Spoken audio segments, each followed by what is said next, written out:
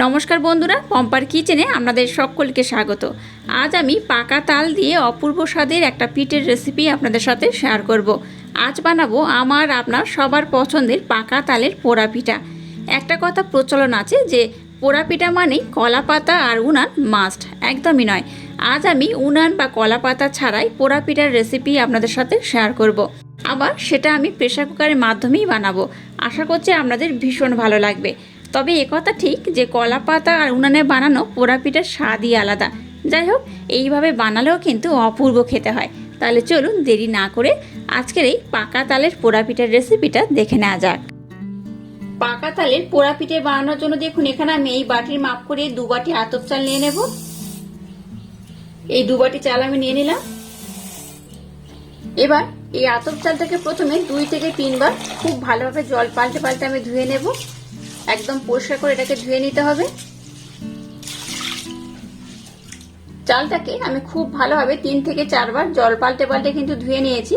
আর এবার চালটাকে আমি 2 ঘন্টার জন্য ভিজিয়ে রাখবো। 2 ঘন্টার জন্য ভিজিয়ে রাখলে কি হবে, এই পিঠেটা কিন্তু খুব সুন্দর হবে।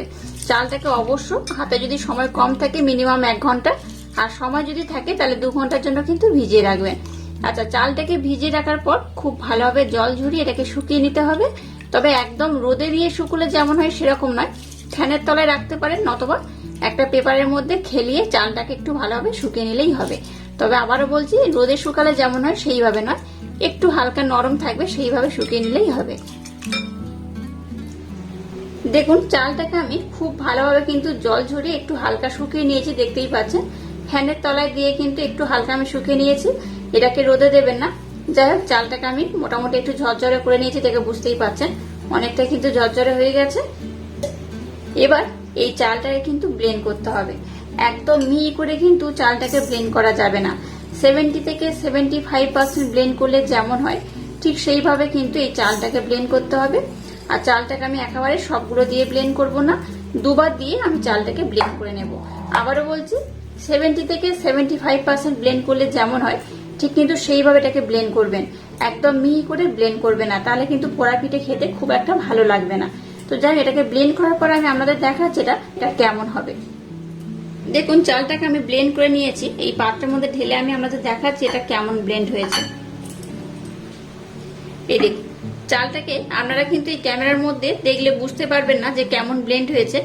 আপনারা যখন ব্লেন্ড করবেন দেখবেন হাতের মধ্যে কিন্তু এইভাবে লেগে লেগে যাবে, একটা দানা দানা অংশ কিরকির করবে, দেখলে বুঝতেই পারবেন। হাতের মধ্যে এইভাবে কিন্তু একটা ফিল হবে যে দানা দানা অংশ রয়েছে। একদম মিহি করে কিন্তু ব্লেন্ড করলে, আবারও বলছি, তালের পোড়া পিঠে খেতে খুব একটা ভালো লাগে না।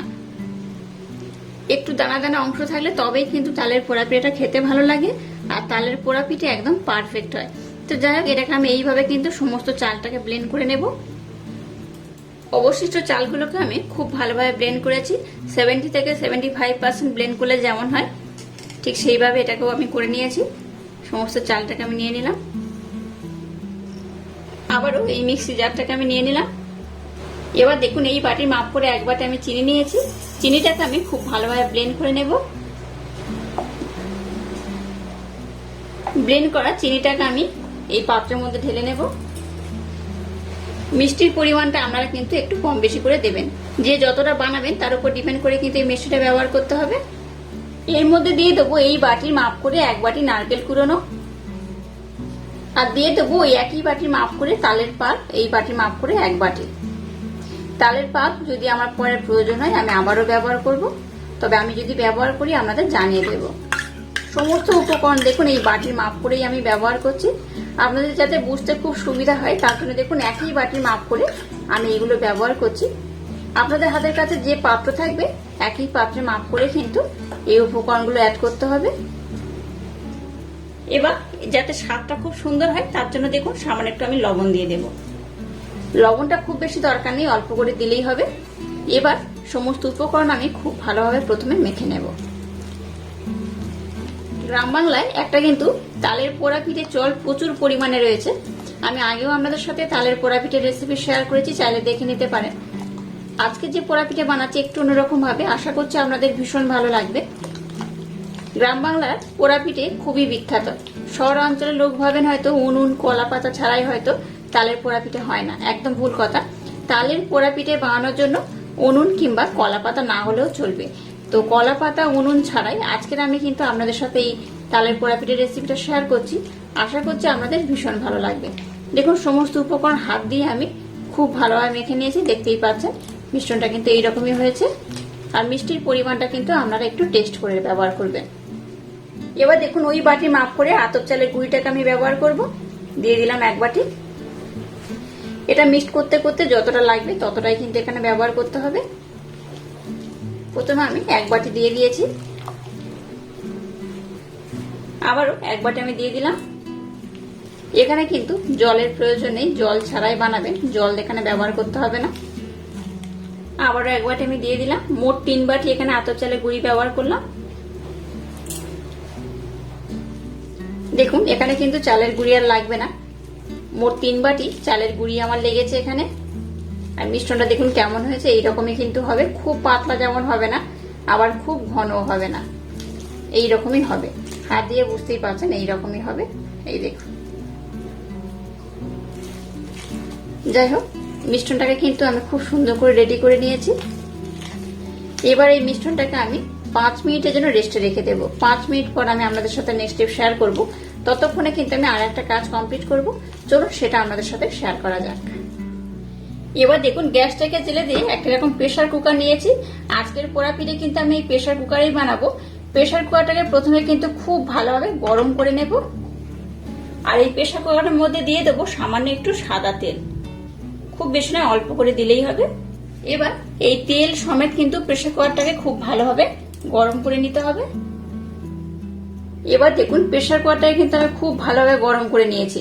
এবার যে ভিতরে তেল ছিল, এবার এই ব্রাশটা নিয়েছি, ব্রাশটার মাধ্যমে খুব ভালোভাবে কিন্তু চারিদিকে আমি তেলটাকে লাগিয়ে দেব। এবার এই মিশ্রণটাকে আমি এর মধ্যে দিয়ে দেব। যেহেতু গরম রয়েছে একটু সাবধানে দেবেন। এবার দেখুন ব্রাশটাকে নিয়ে নিয়েছি, ব্রাশটার মাধ্যমে কিন্তু খুব সহজ এটাকে আমি সেট করে নেব। হাতের মাধ্যমে দিলে কি হচ্ছিল, খুব ভালোভাবে কিন্তু সেট হচ্ছিল না, হাতের মধ্যে লেগে যাচ্ছিল। এই ব্রাশের মধ্যে দিলে এটা খুব ভালোভাবে সেট হয়ে যাবে। আর যেহেতু গরম রয়েছে তাই ব্রাশটা দিয়ে কিন্তু আমি এটাকে খুব ভালোভাবে সেট করে নেব। এই ব্রাশটার মাধ্যমে কিন্তু খুব সুন্দর করে এটাকে আমি সেট করে নিয়েছি। এবার উপর থেকে একটু কিছুটা আমি কিশমিশ দিয়ে দেব, একটু ডেকোরেশনের জন্য দিয়ে দিলাম। খেতেও ভালো লাগবে, ডেকোরেশন করলে দেখতেও খুব সুন্দর লাগবে। আর দিয়ে দেবো কিছুটা কাজু বাদাম। কাজু আর কিশমিশ দিয়ে এটাকে আমি খুব সুন্দর করে ডেকোরেশন করে নিলাম। আপনারা আপনাদের মনের মতো ডেকোরেশন করে নিতে পারেন। দেখুন এটাকে আমি খুব সুন্দর করে ডেকোরেশন করে নিয়েছি। আবার উপর থেকে একটু এইভাবে আমি সেট করে দেব, হাত না দিয়ে এইভাবে যদি এই ব্রাশটার মাধ্যমে সেট করে দেন তাহলে কিন্তু খুব ভালোভাবে সেট হয়ে যাবে। এবার প্রেসার কুকারের ঢাকনাটাকে আমি লাগিয়ে দেব। এই ঢাকনাটাকে আমি খুব ভালোভাবে বন্ধ করে দিলাম। আচ্ছা, এই যে মাথায় যে ক্যাপটা রয়েছে, ক্যাপটাকে আপনারা দিতে পারেন নাও পারেন, ক্যাপটা দিলেও হবে না দিলেও হবে, তবে আমি কিন্তু দেবো না, ক্যাপটা না দিয়ে এটাকে আমি বানিয়ে নেব। আবারও গ্যাসটাকে জেলে দিয়ে প্রেসার কুকারটাকে আমি বসিয়ে দিয়েছি। গ্যাসের ফ্লেমটাকে প্রথমে 5 মিনিটের জন্য একটু মিডিয়াম টু হাই দেবেন। 5 মিনিট পর গ্যাসের ফ্লেমটাকে একদম লো করে এটাকে বানিয়ে নিতে হবে। এটা বানাতে কিন্তু খুব বেশি সময় লাগে না, 15 থেকে 20 মিনিট হলে এটা খুব সুন্দর করে বানানো হয়ে যায়। তো এটা হয়ে যাওয়ার পর আমি আপনাদের বলে দেবো এটা হতে কত সময় লাগলো। দেখুন তালের পোড়া পিঠাটা কিন্তু একদম খুব সুন্দরভাবে রেডি হয়ে গেছে। আমি খুলে দেখাচ্ছি, দেখুন এই দেখুন, এটাকে আমি একটু ভালোভাবে ঠান্ডা করে নিয়েছি, তারপর আমি আপনাদের দেখাচ্ছি এটা কত সুন্দর হয়েছে। দেখুন একটা টুথপিন নিয়ে এইভাবে একদম মিডিল পয়েন্টে দিয়ে দেখবেন, যদি টুথপিনের গায়ে কিছু না লাগে তাহলে জানবেন কিন্তু এটা খুব ভালোভাবে হয়ে গেছে। এই দেখুন আমরা যেমন কেক চেক করি সেইভাবে কিন্তু এটাকে চেক করতে হবে। একদম কিন্তু টুথপিনের গায়ে কিছু লেগে নেই, তার মানে কিন্তু এটা খুব সুন্দরভাবে হয়ে গেছে। তো এটাকে আমি 15 থেকে 20 মিনিট রেখে দিয়েছিলাম। 15 থেকে 20 মিনিটের মধ্যেই কিন্তু এটা খুব সুন্দরভাবে হয়ে গেছে।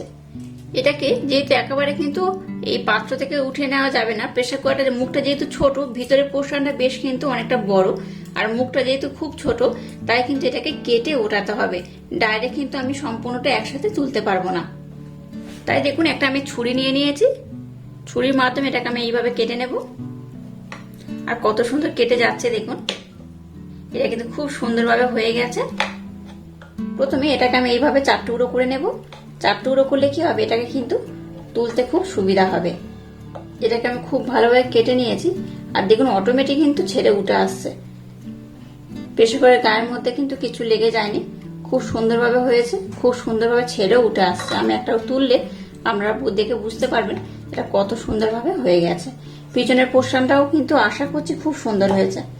এখন আমি দেখতে পাচ্ছি না, দেখে আপনাদের বলছি পিছনের পোর্শনও কিন্তু খুব সুন্দর হয়েছে। পোড়া পিঠে যেমন হওয়া দরকার কিন্তু সেই রকমই হয়েছে। এই দেখুন পিছনের পোর্শনটা দেখুন কত সুন্দর হয়েছে।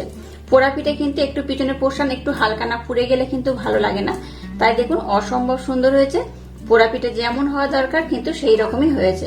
এবার সবগুলোকে আমি উঠিয়ে নেব।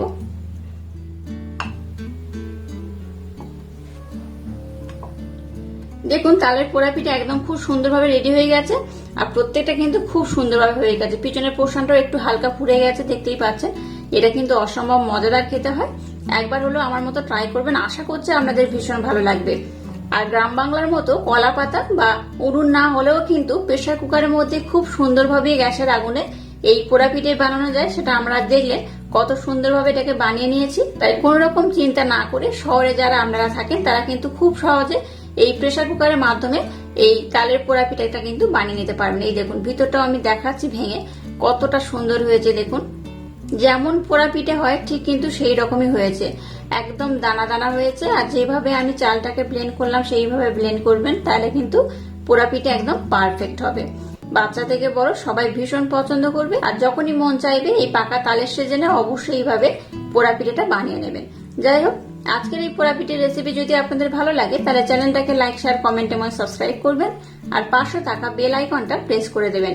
তাহলে টাটা, আবার দেখা হচ্ছে নতুন কোনো রেসিপি নিয়ে।